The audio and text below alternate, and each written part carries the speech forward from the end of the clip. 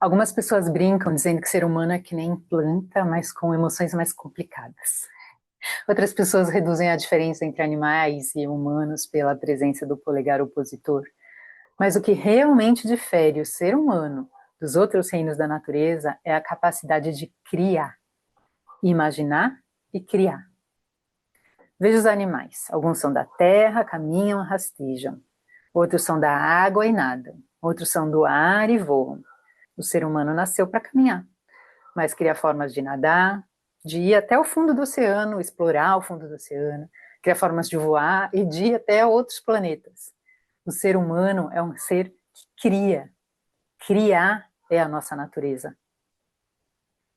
E aí, se você pudesse criar qualquer coisa, o que você criaria? Se tivesse na sua mão criar um novo mundo, o que seria diferente nele? Pensa.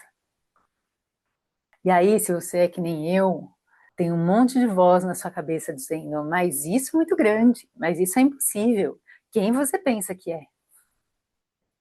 Isso é porque a gente foi condicionado a ficar só nessa realidade normal. Porque para a gente se manter normal, a gente tende a achar que as grandes criações e inovações são para os outros, são para os gênios, são para os diferentes de nós.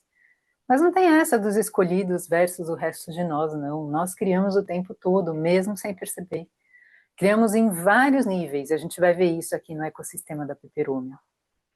Tudo que existe no mundo, um dia foi uma ideia criada. Tudo começa na criação de ideias, conceitos, ou o que a gente pode chamar de histórias sobre as coisas. E eu tenho certeza que você já viu algum evento que várias pessoas viram a mesma coisa, mas têm histórias diferentes na cabeça delas. Ou você mesmo já presenciou um evento com outra pessoa do seu lado e cada um tem uma história sobre o que aconteceu. Eu acho até que você também já esteve num relacionamento assim. A história que a gente cria gera na gente uma emoção.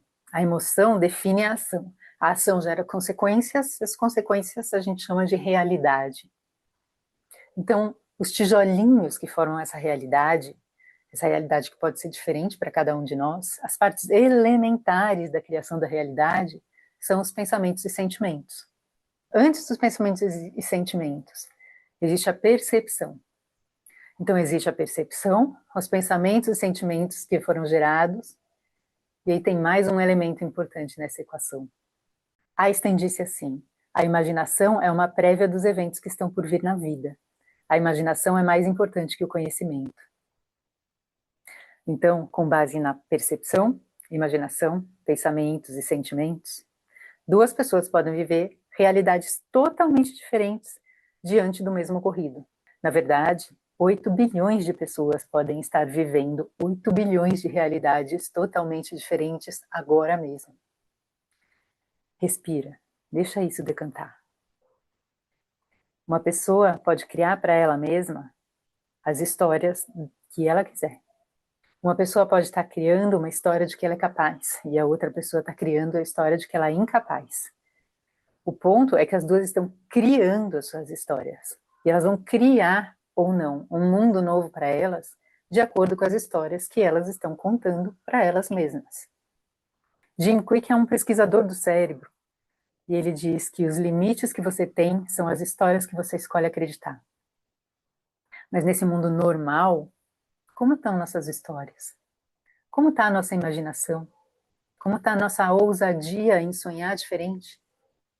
E de onde vem o impulso de escolher ser capaz ou incapaz para começo de conversa? Aqui embaixo você encontra um link para a prática de escrita reflexiva, clareza e conexão com a sua natureza. Encontro você na próxima parte. Bora plantar luz.